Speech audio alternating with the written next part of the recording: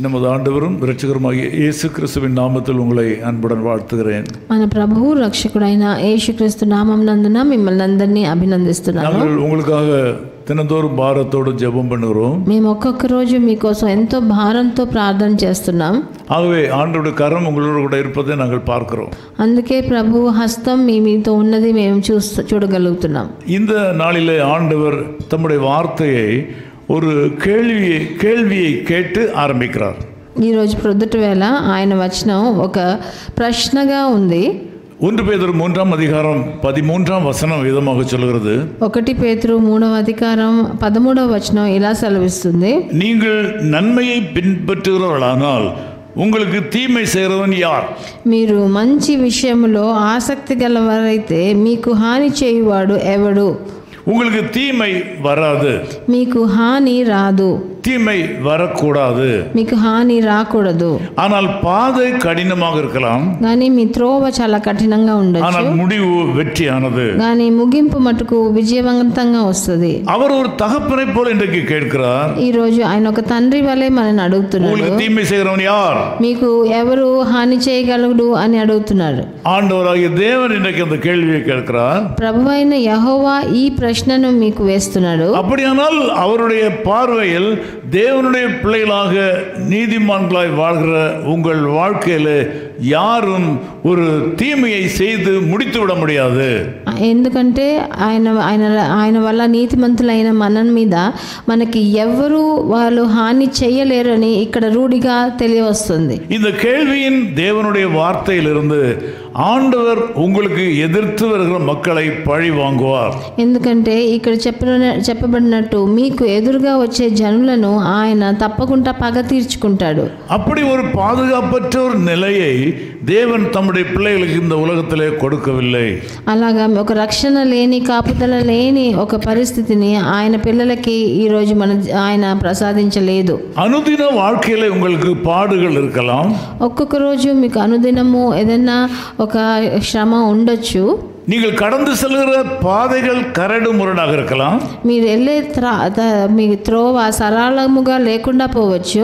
பல தோல்விக்கு மேல் தோல்வி உங்களுக்கு வரலாம். అపజయాల మీద అపజయాలు మీ జీవితంలో మీకు దొరకచ్చు. இன்னைக்கு ஆண்டவர் சொல்கிறார், உங்கள் முடிவு சம்பூர்ணமா இருக்கும். కానీ మీ ముగింపు సంపూర్ణంగా ఉంటుందని ఈ రోజు సెలవిస్తున్నారు. நீங்கள் இன்றைக்கு கையாளுகிற ஒரு விஷயமானது அதன் முடிவு வெற்றியை கொடுக்கும் என்று ஆண்டவர் சொல்கிறார். మీరు మీ చేతుల వలన మీరు చేసే ఒక ముఖ్యమైన కార్యం అది ఒక పెద్ద విజయవంతమైన కార్యంగా మారుతుంది. இந்த காரியத்தை கையாளுகிறவர் சர்வ வல்லமுள்ள உங்கள் தேவனாகிய கர்த்தராக இருக்கிறபடினாலே நீங்கள் பதற்றம் அடைய வேண்டிய அவசியம் இல்லை. அமைதலாயிருங்கள். మీ కార్యాలను చేయవాడు ప్రభువైన యెహోవా కాబట్టి మీరు దేని గురించి దిగులు పడనక్కర్లేదు. మీరు ధైర్యంగా కూర్చొని ఉండొచ్చు. நீங்கள் நன்மையையே சிந்தித்துக் கொண்டிருங்கள். మీరు మంచి వాటినే ఆలోచిస్తూ ఉండండి. நீங்கள் நலமானதையே செய்யுங்கள். మీరు మంచిదే చేయండి. நீங்கள் யாருக்கு தீங்கு செய்ய வேண்டிய அவசியம் இல்லை. మీరు ఎవరికి చెడు చేయవలసిన అవసరం మీకు లేదు. நீங்கள் யாரோடும் எதிர்த்து நிற்க வேண்டிய அவசியம் இல்லை. మీరు ఎవరితోనూ ఎదిరించాలని అక్కర్లేదు. நீங்கள் ஒன்றுமே செய்யவில்லையே என்று நினைக்கிற அளவுக்கு நீங்கள் அமைதலாயிருங்கள். మీరు ఏమి నేను చేయలేని తండ్రి అని మీరు నెమ్మదిగా ఉండండి. உங்களை எதிர்த்து நிற்கிறவருடைய மனதில் நீங்கள் ஒன்றுக்கு உதவாதவர்கள் என்ற எண்ணம் உண்டாகட்டும். మీరు ఎదురుగా ఉన్న మనుషులకు మీరు దేనికి పనికి రాని వారు అని వాళ్ళ మనసులో అనుకోవచ్చు. இப்படியாக ரோமர் 12ஆம் அதிகாரம் 21ஆம் வசனம் சொல்கிறது. ఇట్లాగే రోమా పత్రికలో రాసినది 12వ అధికారంలో రాయబడి ఉన్నది. நீங்கள் தீமையினாலே வெல்லப்படாமல் தீமையை நன்மையினாலே வெல்லுங்கள். మీరు చెడు చేయకుండా హాని చేయకుండా హానిని మంచితనంతో గెలవాలని రాయబడి ఉన్నది. ஆகவே இயேசு கிறிஸ்துவுக்கு உண்மையாக இருக்கிற மக்களுடைய வாழ்க்கையிலே தோல்வி என்பது இல்லை. అందుకనే ప్రభువైన యేసుక్రీస్తుకి నిజంగా నిజాయితీగా ఉన్న మనుషులకి వాళ్ళ జీవితంలో అపజయం లేదు. நீங்கள் தோற்று போன ஒரு கூட்டத்தில் உள்ள மனிதர் அல்ல. మీరు అపజయం పొందే ఒక పెద్ద జనాంగంలో ఒకరుగా ఉండరు. உங்கள் ஆண்டவர் ஜெய வீரர். మీ ప్రభువు విజయాన్ని విజయాన్ని ప్రసాదించేవాడు. தம்மை விசுவாசிக்கிற மக்களுடைய பாவங்களை மன்னிக்கிறவர், ఆయన నమ్ముకున్న వాళ్ళ పాపాలని క్షమించేవాడు. பிள்ளைகளுடைய குறைகளை மறைக்கிறவர், ఆయన పిల్లలని అవి చేసే తప్పులని అవన్నీ దాన్ని దాచేసేవాడు. தம்முடைய பிள்ளைகளுடைய குற்றங்களை மூடி மறைக்கிறவர், ఆయన జనుల పాపాలని ఆయన కప్పివేసేవాడు. தம்மை நேசிக்கிற பிள்ளைகளுடைய வாழ்க்கையில குற்றம் சுமராது பழி சுமராது என்று கர்த்தர் எழுதி வைத்திருக்கிறார். ఆయనను ప్రేమించే అభిమానించే జనులకు వాళ్ళ మీద ఏ ఆపద రాదు, వాళ్ళ మీద ఏ ఆరోపణ రాదు. ஆகவே நீங்கள் நலமானது செய்யுங்கள், అందుకని మీరు మంచి చేయండి, సమాధానமாக இருங்கள், మీరు నా సమాధానంతో பதற்றமடையாதீர்கள், మీరు దేని గురించి దిగులు పడనక్కర్లేదు, கடந்து செல்கிற பாதையை குறித்து கவலைப்படாதீர்கள், మీరు ఎలా వెళ్తామో మన త్రోవ ఎలా ఉంటుందో అని భయపడకండి. தேவன் உங்களுக்கு ஒரு வெற்றியை வைத்திருக்கிறார். ప్రభు మీకోసం ఒక విజయాన్ని అక్కడ తయారు చేసి ఉంచాడు. நீங்கள் தான் வெற்றி வாகை சூட போகிறீர்கள். మీరే ఆ విజయ కిరీటాన్ని మీరు పొందుకోబోతున్నారు. கவனம் தேவை. మీకు చాలా మీరు జాగ్రత్తగా ఉండాలి. தீமையினாலே வெல்லப்படாமல் தீமையை நன்மையினாலே வெல்லுங்கள். మీరు చెడు వలన మీరు లోబడకుండా మీరు ఆ చెడుని మంచి చేసి మీరు దాన్ని గెలవండి. நீங்கள் வெற்றி அடைவீர்கள். మీరు తప్పకుండా జీవితంలో విజయవంతం అవుతారు. ప్రార్థన చేద్దాం. நல்ல பிதாவே உமக்கு ஸ்தோத்திரம். మంచి తండ్రి మీకు స్తుతులు నాయనా. ஜெபத்திலே கலந்து கொண்டிருக்கிற என் அன்பு சகோதர சகோதரிகளை இயேசு கிறிஸ்துவின் நாமத்தில் நான் வாழ்த்துகிறேன். నాతో కలిసి ప్రార్థించే ఒక్కొక్కరిని ప్రభువైన యేసుక్రీస్తు నామమునందున నేను ఆశీర్వదిస్తున్నాను. எங்கள் அனுதின வாழ்க்கையில் பல கரடு முரடுகள் இருக்கலாம். మా అనుదిన జీవితంలో ఎన్నో కష్టాలు ఉండొచ్చు. பாதைகள் கஷ்டமாக இருக்கலாம்.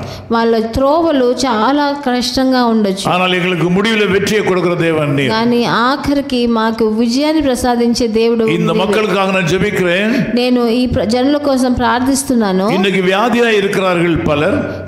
ఈ రోజు చాలా మంది అనారోగ్యంతో కృంగిపోయి ఉన్నారు. வலியினால் கஷ்டப்படுகிறார்கள். ఎంతో నొప్పులతో బాధతో ఉన్నారు తండ్రి. குடும்ப பிரச்சனைகளை மேற்கொள்ள முடியாமல் நிலை தடுமாறி இருக்கிறார்கள். వాళ్ళ కుటుంబాల్లో ఉన్న కష్టాలను బట్టి వాళ్ళు ఎంతో దిగులు చెంది తల్లాడుతున్నారు నాయన. சமாளிக்க முடியவில்லை என்று சொல்கிறார்கள். వాళ్ళు ఎట్లా దీన్ని చూసుకోవాలి. வெற்றியை சம்பாதித்து வைத்திருக்கிறதற்காக ஸ்தோத்திரம். వీళ్ళ కోసం నువ్వు విజయాన్ని వారు సంపాదించి పెట్టేస్తావు నాయన. இவர்களுக்கு சுகம் கிடைக்க போவதற்காக ஸ்தோத்திரம். వాళ్ళకి ఆరోగ్యాన్ని ప్రసాదించబోతున్నావు స్తుతులు. வாழ்க்கையில வெற்றி கிடைக்க போவதற்காக ஸ்தోத்திரம். వాళ్ళ జీవితంలో వాళ్ళు విజయవంతం అవబోతున్నారు. అందుకని எல்லாவற்றையும் இயேசு கிறிஸ்துவின் நாமத்தில் நாங்கள் ஜெபிக்கிறோம் பிதாவே. ప్రభువైన యేసుక్రీస్తు నామం నందున వేడుకుంటున్నాం తండ్రి.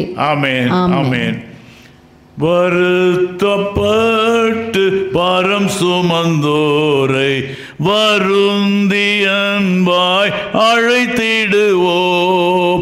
வருத்தப்பட்டு பாரம் சுமந்தோரை வருந்தி அன்பாய் அழைத்திடுவோம்.